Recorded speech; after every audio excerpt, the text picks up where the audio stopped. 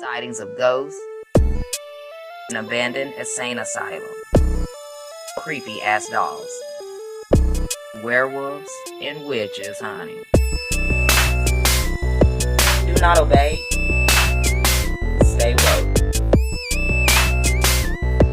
Nobody's gonna stop me. This is real. Do not obey. Stay woke. Scary as hell.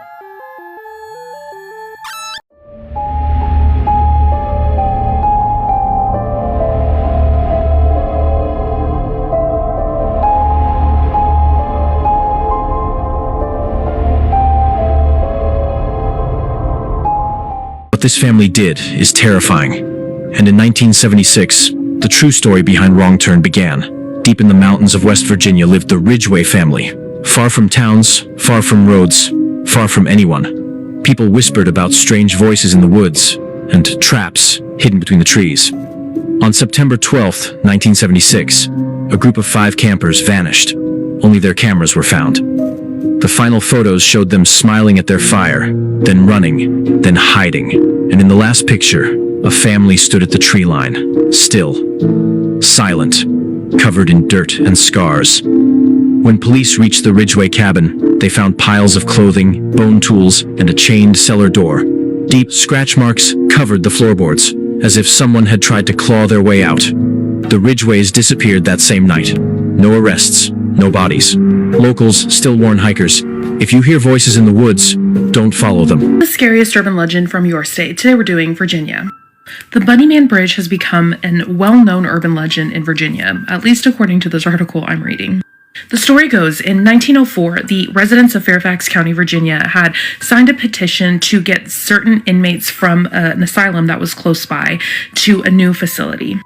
As these inmates were being transferred, one of the buses crashed and only 10 survived, but several of these inmates escaped. There was an extensive search of these inmates, but only 9 of them were found. Soon, residents started seeing skinned and half-eaten rabbits hanging from trees, and this would go on periodically. But then suddenly, the 9th man was found at this bridge, and he was found in kind of the same state that these bunnies were found, if you catch my drift. But he also had a crude hatchet with him that he had made himself. But when police found him, they figured that these incidents with the bunnies would finally stop, but they never did. Now people often report seeing these bunnies still hanging from trees and this man's laughter coming from this specific bridge that is known as Bunnyman Bridge. In the 1970s, there were 2 police reports that people had made about having an incident with a man near this bridge. He also had a hatchet and he had threatened them and told them to get off his land. And since then, there have been several more reports of this. So, what are your thoughts? Do you think that he is still haunting? It wasn't actually captured by my follower, but they had permission to share it from the person who did take it. The person who took this was actually a security officer on a coal mine in West Virginia. So this was in the area of Armstrong Creek in Fayette County, West Virginia. This security officer was just in the security building, and often there would be wildlife that would come by. Just like always, whenever she'd see a creature, some kind of critter, she'd get her camera, start snapping pictures. And when she took this one, she wasn't aware what was actually lurking in the bushes. To be completely honest, I can't tell if this is a ghost or a cryptid. A Bigfoot, I'm not sure. You guys take a look and tell me what you think. This is the original picture. I haven't zoomed in, but if you look in the middle of the screen, you'll see a bipedal creature, dark in color. I can't tell if it's a dark green or brown or black. I'm going to zoom in for you. You can tell here, now that I've zoomed in, this has a humanoid form, but I can't make out any features, any details. This person, again, didn't see it when they took the picture, but they believe it to be either some cryptid or a spirit. Tell me. The old Carter place. How's that?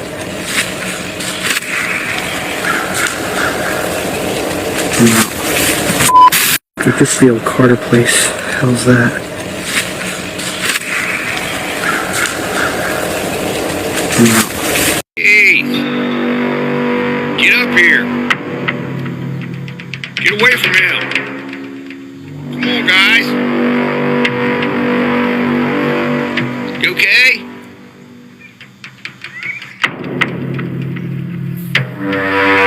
In the Appalachian Hills of West Virginia, there lived a woman the locals called Widow Mercy. She wasn't a widow, and no one knew her real name. She lived alone in a cabin made of blackened wood, surrounded by wind chimes, made from animal bones. Children were told to stay away, but one boy didn't listen. Tommy Bell was 10th. Curious, brave, too brave. He followed a stray dog into the woods and never came home. When they searched, they found his boot, hanging from one of Widow Mercy's trees. She said he ran off, that she never saw him. But when the sheriff asked to search the house, she smiled and said, "You don't search what already belongs to the woods." No body, no arrest, just whispers. A year later, another child vanished, then another. Each time, a piece of clothing was found nailed to a tree, always near Widow Mercy's cabin. By 1938, the townspeople had enough. They marched to the cabin with torches, but when they broke open the door, she was gone. No sign of a struggle, no sign of her. Just one thing left behind. A rocking chair, still moving, and carved into the floor beneath it, a message. You can burn the trees, but the woods always remember. Since then, hikers in those hills report strange sounds. Children crying, bones clinking in the wind, and if you get too close to the old foundation, some say the trees start to whisper your name.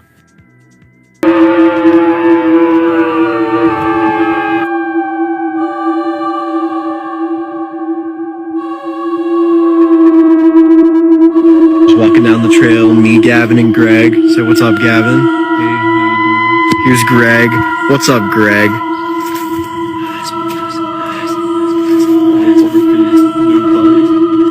He's the quiet type. We can't get him to talk. Ah, we know you, Greg. We know you. We know you. Do you guys want to hear a story about a guy who saw the Mothman in Appalachia, had a horrible experience, and then had some type of special agent show up to his house afterwards? So back in the 1970s, a guy named Reese lived in this tiny West Virginia community called Addison. It was the kind of place where everybody knows everybody, and the river was basically the town's backyard. So Reese wasn't a very social guy, so after work, he would just take his tiny little motorboat out on the Ohio River, and he would fish. Now, he would do this long after the sun disappeared behind the hills. One night, near an area that locals called Brian's Run, basically a lonely pocket of woods pressed right up against these old railroad tracks, he was just packing up when he hears this sound echoing across the water. It didn't sound like an animal or a person, it was like something in between, he said. He said it was like this long broken cry that rose and fell like it was in pain. Thinking that somebody may be hurt, he guided his boat towards the shoreline, but the closer that he got to the shoreline, the weirder the sound got. It was like something was trying to communicate but failing. So he ties his boat, he grabs his flashlight, and he steps into the dark trees. Now up ahead, he sees what looks like this tangled mound of brush or branches. So at first he's thinking this is just a collapsed tree limb, right? But then it shuddered, very slightly, almost like something was breathing underneath it. So he raises his flashlight to get a better look, and before the beam even reached it, the entire pile just lurches upward in one movement, like something was literally unfolding itself from the ground. As he's watching this happen, a rush of air just slams into him. He said that it literally felt like his bones were rattling. His flashlight then flies out of his hand because of this gush of wind, and then he sees something. He only sees the outline of it, but it's impossibly tall, human-shaped, but wrong. He said it had broad shoulders, enormous wings tucked behind its back, two burning red eyes reflecting the faintest bits of moonlight. At this point, he's like, I do not need to see any more. F this. He turns around, he starts running through the branches, and he is running so fast that these branches are whipping at his face. And then behind him, he hears another cry, louder though, sharper, and he swore he could hear wings beating against the air above the treetops following him. He finally bursts into the road, he gets onto the roadside, he's shaking, out of breath. Minutes later, a trucker drives by, and he flags him down, and he's like, can you please give me a ride back to town? I have to get out of here. So the trucker gives him a ride home, he gets home, he goes to lay down in bed that night, he cannot sleep that night. But oh, it does not end there. The next morning, Reese calls a friend, and it's the only person that he trusts enough to believe him. Now, after talking to his friend, him and his friend drive back back to the site to go get his boat, because remember, he had left his boat there. When they reach the shoreline, his friend just stops dead in his tracks, because where the boat should have been, nothing but blackened wooden ribs, still warm like they had burned recently. There's no sign of a campfire, no discarded matches, there was no sign that anyone had been there at all. Just a perfectly burned out boat. Now, Reese at this point is very upset, and so he decides he's going to go to the sheriff. Now, as he's talking to the sheriff is just kind of listening to him quietly, and then when he's finished talking, the sheriff says, "Don't worry, we'll look into it." But Reese said that the calmness in his voice was just wrong, like almost like he had already known more than he should. So Reese is like, okay, whatever. So he goes home and he sees his wife, and his wife looks a little rattled, and he's like, "What's going on?" And she says, "A man came by looking for you." She described him in a black suit, black hat, dark sunglasses in the middle of rural West Virginia. No name, no reason for being there. He only wanted to know where Reese was. Now, Reese and his wife were like, we're not waiting for answers. They pack up their bags and they leave town that very night. No goodbyes, no explanation. Years later, Reese finally told the full story to one of his friends, and he said that he had no doubt in his mind that this creature was the Mothman. And he believes that the man who came afterward wasn't human either. The boat, no animal burns a boat into clean ashes. Something or someone wanted to erase what Reese saw. Story time. I just thought about this shit before I go to bed. Sorry I cuss so much. Anyways, everybody seen the movie Wrong Turn. You know, they say in the script, whatever, in the beginning credits, they say it's in Lewisburg, somewhere around there. No, it's right off the Ginn exit by the first toll on 77 coming from Bluefield and Princeton going to Beckley. Been there. Just tap in and listen to me for a second. Senior year of high school. Me and my two homies, me and my white widow, Ranger Danger, baby. Rest in peace to her. That was my baby girl. And 2 carfuls of other individuals that we went to school with. Mind you, we're the only melanated folks on this trip. So nobody else wanted to go. We was like, man, we going. We Billy Badass. Let's go. So it's a one-way road. You go down the road, old mine at the end. You got to turn around there and come back up. We do this 3 times. 3rd time we come back up, we're in the front. And big F-250, F-350 move across the road, blocking the roadway. It's a bunch of kids, grandmas, a bunch of people outside with every weapon you could imagine. The main dude, the group leader, he's walking up on the truck trying to talk to us. Puts one in the air. I'm scared shitless. I back up, almost back over into a ditch. So he walk up to the door. He said, roll your window down, I want to talk to y'all. You know, we chatted up, blah, blah, blah. He said, yeah, we could have offed y'all out here. There's no service, no nothing, and nobody would ever found you. And there really was no service, no nothing, and he was not lying about when he said that just keep coming from the Appalachian Mountains are crazy, and I've got another one for you. Creepy story time. The story came to me a few days ago. I'm not sure if they want to remain anonymous, so I'm just going to keep it that way. They said this happened to them when they were about 16 years old in 2010. They said it was just a regular day like any other, and around evening time after dinner, their mom asked them to drive their brother to a friend's house. It was about 10 minutes away. So they agreed, drove him there, and then headed straight back home. Now, they say, mind you, this is a road that they have driven down for years and years. Many times, and nothing strange has ever happened like this. So they're on a straightaway and they're about to go down a steep hill, and then they see it. He describes it as a creature with pale, ashy gray skin, long limbs, 7 or 8 feet tall with red glowing eyes. Why? They are absolutely terrified, and they pass by and then slow down on their brakes and check in the rearview mirror to see if it's still there, just to make sure their eyes aren't playing tricks on them. And yeah, it's still standing there. Now here's the interesting thing about this. They said that you could see through it. They said it looked the same going towards it and then looking back at it through the rearview mirror. Some stories I hear, it's like 1 second it's there and then the next it's gone. It's like, is this thing fading in and out of existence? Is it from an alternate timeline? They mentioned that they've discovered that people often refer to creatures described like this as either wendigos or skinwalkers. The Trans-Allegheny Lunatic Asylum in Weston, West Virginia is one of the most infamous haunted places in all of America. And one of my followers sent me this picture of what they captured. In 2014, when she was a senior in high school, she was taking an educational tour of Trans-Allegheny for her CNA class. The tour guide was telling them the story of when it was operational. A patient wanted to see if they could fit through the railing. This is a staircase. So the patient fit through the railing, fell to the bottom, and unfortunately succumbed to the injuries. Everyone there took pictures of this same area, but this is the only one that captured this thing. I'm going to zoom in for you in just a moment, because when I do, you can see facial features. This is freaky. Look right here. You can make out what looks like eyes and a nose and mouth area. It has human features, but it almost looks more skeletal. I think it's time for me to tell you guys about the time that we almost died in the Appalachian Mountains. The year was 2015. It was me and my mom and dad and my husband and my best friend at the time. We used to take a big, long 2-week RV trip every single summer. We loved it so much. One night we were driving all the way to... I don't remember where we were going. Honestly, we did it so much. I don't remember where we were headed. But anyways, we ended up stopping in West Virginia for the night. Sophia, West Virginia, to be exact. I have never heard of that place before then, and I have never heard of it since, but that is where we stopped for the night. So if anybody has ever been there or knows anybody from there, drop a comment below. We ended up staying in this ATV park, and we got checked in for the night, and the people next to us, a guy walked over and introduced himself, and he went by the name of Junkyard. Yes, Junkyard. That's how he introduced himself to us. So it was my mom's birthday, and we asked Junkyard, is there anywhere around here that we can go have like maybe dinner and a drink? He said, yeah, absolutely. There's a couple places. He told us about 2 bars in town, and he said, make sure you tell them that Junkyard sent you. That right there should have been the red flag. It really should have been the red flag, but it was not. We were just wanting to have a good time for my mom's birthday. So we found the bar. First bar we went into was quite literally in someone's basement. So we walked in. The owner, who was also the bartender and was using a walker, turned and looked at us, and he said, oh, there's 5 of you? I don't know if I can serve you all.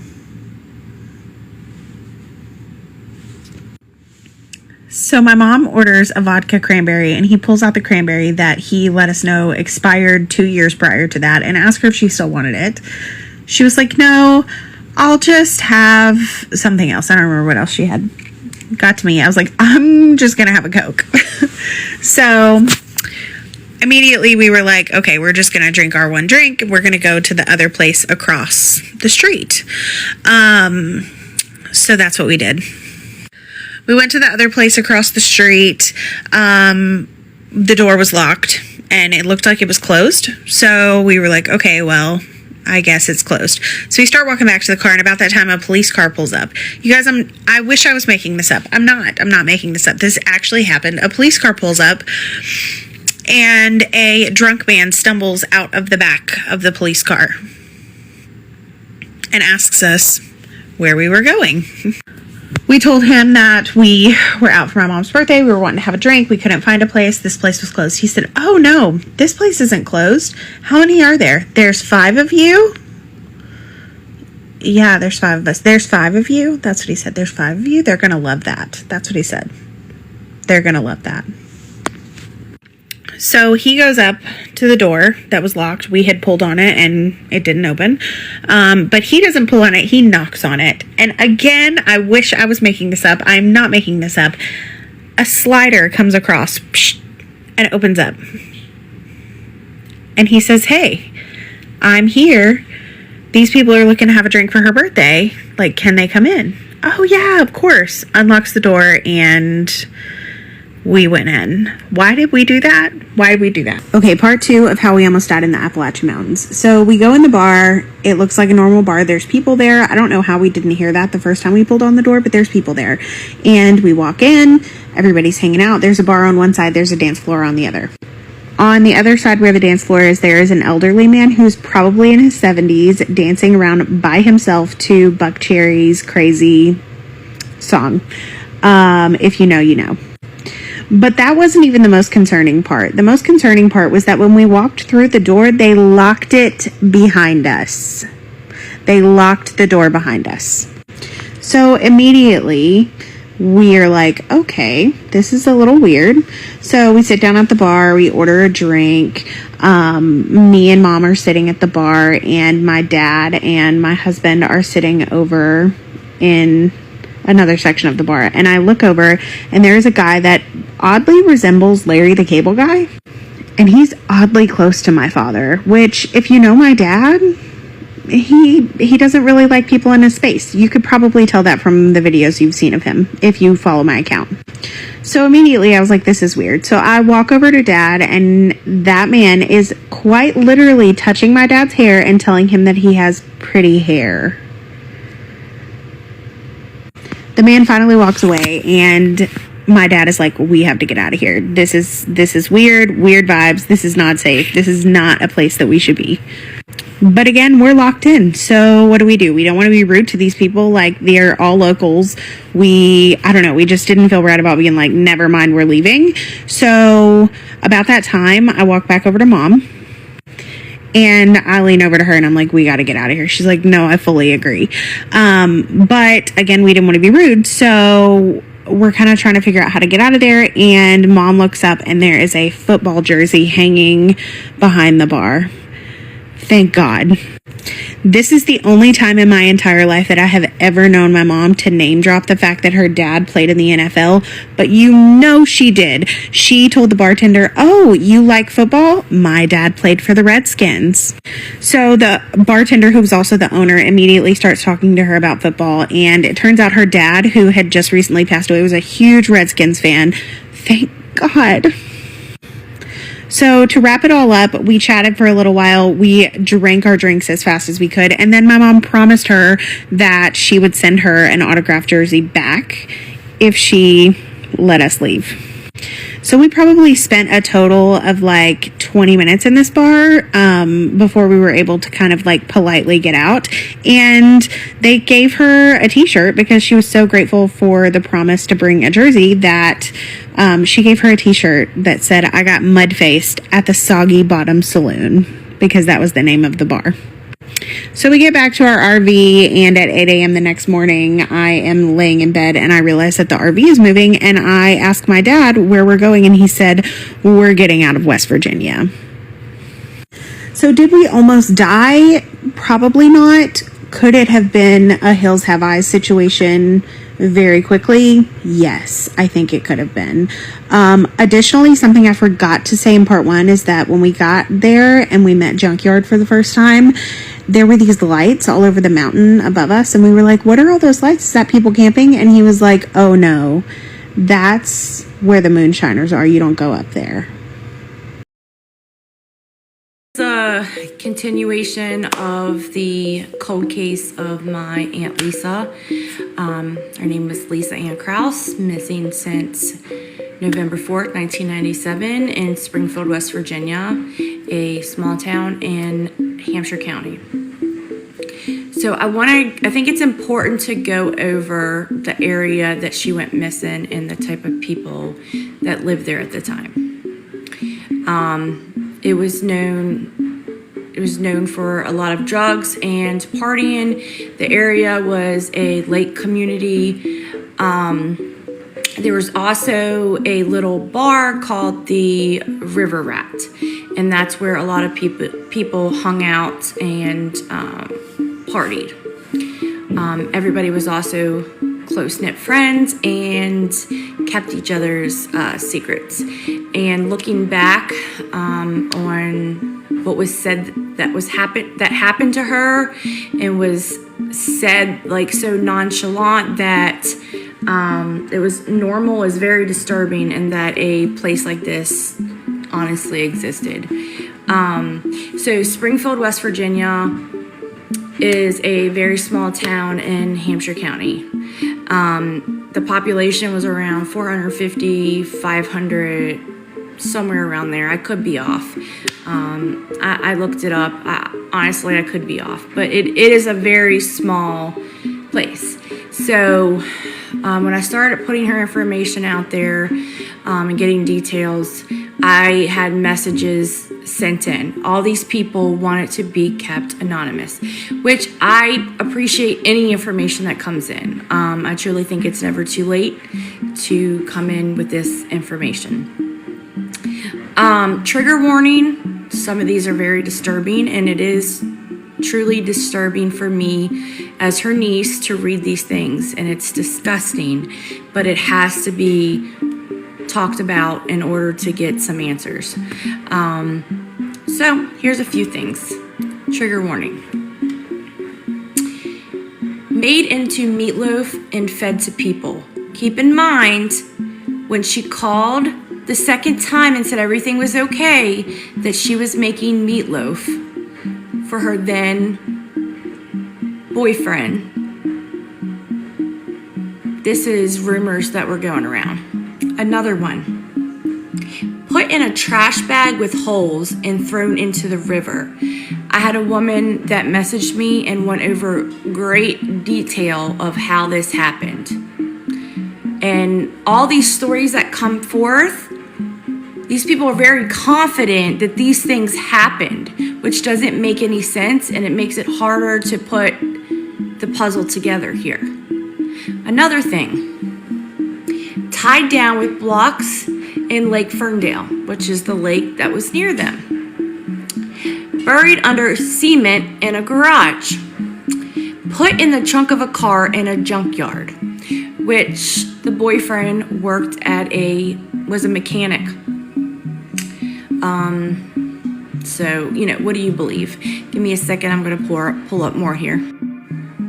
Summer just before she went missing, some of us were at the bridge on Springfield Pike.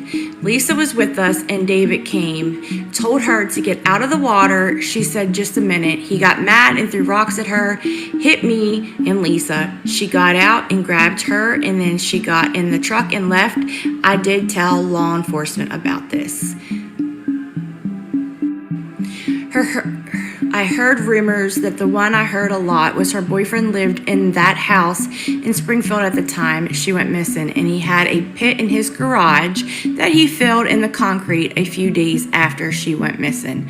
That's where I would start. I heard that story a lot, and he was in a big hurry to fill it. Summer, just before she went missing, some of us were at the bridge on Springfield Pike. Yeah, Lisa was with us, and David came, told her to get out of the water. Okay, I'm sorry, that was the first post. Give me just a second. So basically, that was an example of him being abusive. There's much worse stories of him being abusive. I don't know what all your beliefs are, but I was told she's in the lake. And that she was pregnant, tied down with bricks so she wouldn't float. What is going on here? Okay, so I'm just going to pass on something my husband was told years ago. That her body is at the bottom of Lake Ferndale in Springfield. I've just been looking at your post, and I asked my husband this morning, do you know Lisa Krause that came up missing in 1997? Then he told me this, basically about the lake, which I was told the lake was dragged, but I don't have any confirmation on that. Hi, I know you don't know me, but I do remember Lisa from a long time ago. I was told a story, and I thought you should know that Lisa was supposed to got pregnant by, I protected this person's privacy. I don't know this person, and I don't want to put him on blast. And the rumor has it that her body is on his property in the swamp area because she was going to tell his wife that she was pregnant in the same day she disappeared. I hope this helps. Even more confused. I am too afraid that you may be connected to Dave some way. I have never told the police anything, and I don't want to be killed. So that's another thing. Everybody was terrified of this guy, the boyfriend, David Holsenbach. Trees don't whistle. Oh my fucking god, no, it's down that way. And did 100 lobotomies in one day. That worked here. Well, he didn't work there. He traveled. Oh, okay. 100 in a day. Yeah, Goodness. there. And he didn't believe in germs. So he just wipe off the thing and go to the next patient. He didn't sterilize anything. Yeah, that was before we started washing our hands and stuff. Yeah. And he if he thought you needed it, you got it. Right. Anybody from 8 to 80, you know, maybe even younger. I'm not 100% sure on that. But he was a showman. He was teaching people how to do the lobotomies. And they down in lobotomy recovery history has to talk about it, the history tours. And my daughter said, I don't like talking about that down there. Right.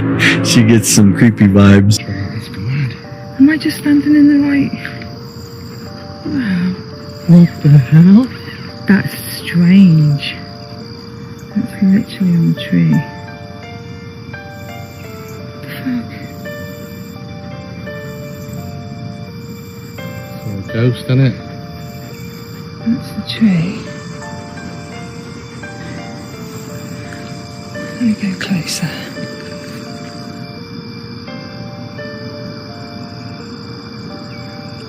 Wow, that's mental.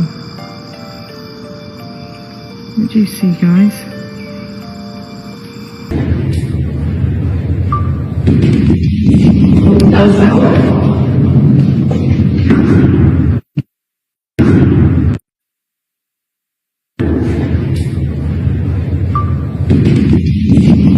The alien that landed in West Virginia in 1952. This Appalachian monster made kids sick just by being near it.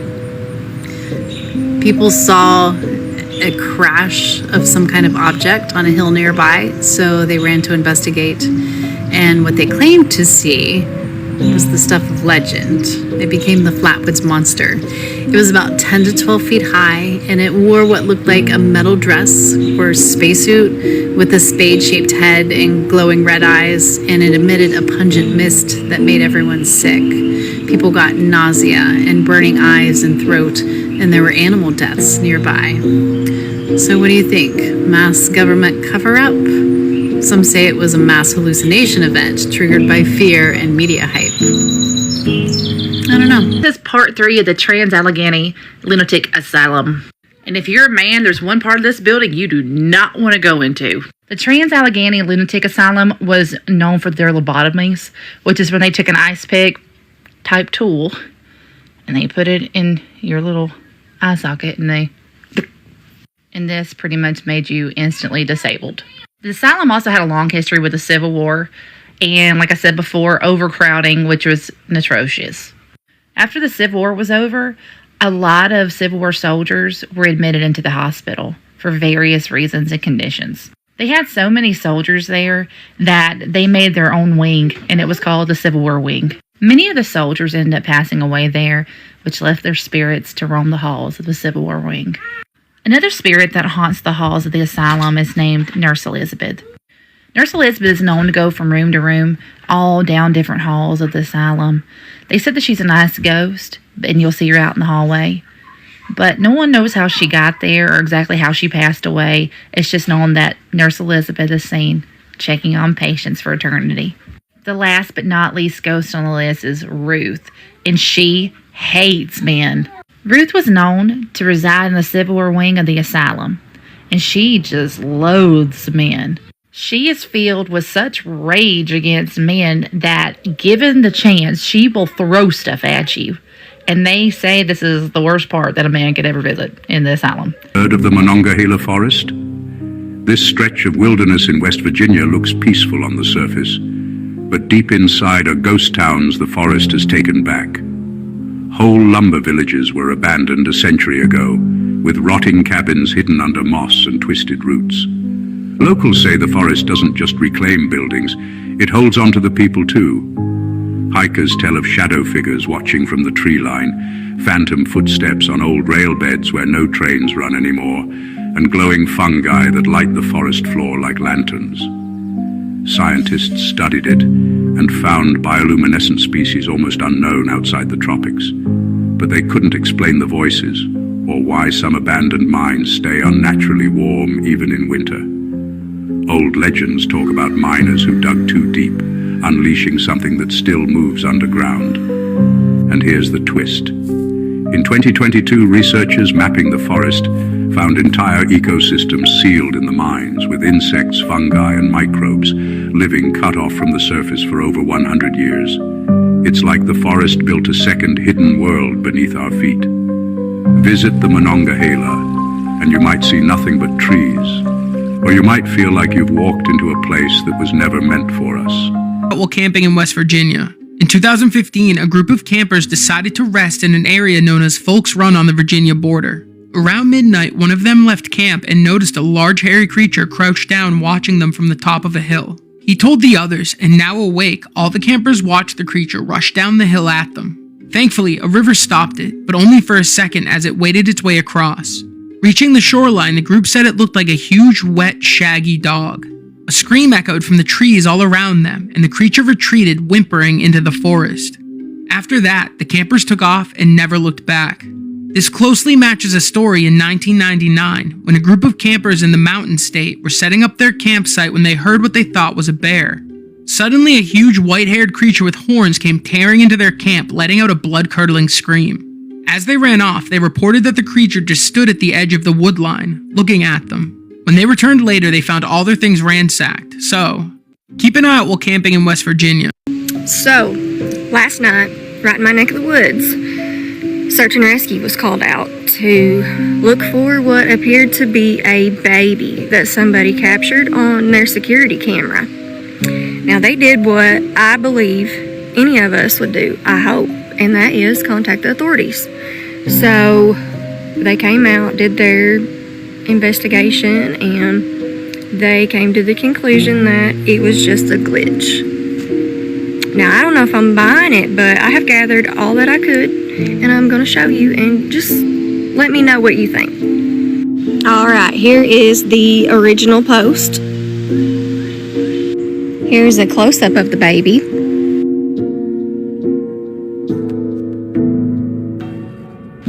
And here is the official report. Some more information with the timestamps. And right here you can tell 1 minute apart there's a baby and then poof, no baby. As if this isn't spooky enough, it gets even weirder. Her daughter took this picture and it looks just like the baby. Whoa. Can a ghost haunt a gas station? Why not? Jacob messaged me and told me that he had a photo of a ghost that I had to see. He said it was taken at a gas station in Payton City, West Virginia. I was like, send it, my guy. The employees were working when they got a notification that the pump had been triggered to let them know that someone was there. They look out, no one was there. Then they checked the surveillance camera, and that's when they all freaked out. They ended up calling the police chief, and when Jacob got there, the employees, the manager, and the police chief were all looking at this camera footage. Everyone was in disbelief at what they were looking at, so they showed it to Jacob as well, and here is the photo. Surely I don't need to circle this. You can see the image of the man standing there, head, shoulders, knees. It's the most haunted road in America. There's a stretch of highway in West Virginia where drivers see things that shouldn't exist. The West Virginia Turnpike is one of the most haunted roads in Appalachia. It was built through rugged mountains, and it took a long time to complete. Many workers died during construction, and many more lost their lives in tragic crashes. Some say that's why the spirits never left. Most of the time, these ghosts are seen by truckers, and they appear as hitchhikers on the side of the road, sometimes even walking into the road and disappearing before being hit, other drivers report. Seeing strange lights floating over the pavement like will-o'-the-wisps, but much more eerie. And sometimes those lights will follow your car for miles. One explanation is that the turnpike sits on cursed ground. Another is that it's simply a road of restless spirits. But one thing is for sure. If you drive this road at night, you do not drive alone. So, if you're driving down the turnpike and you see something in your headlights, will you stop?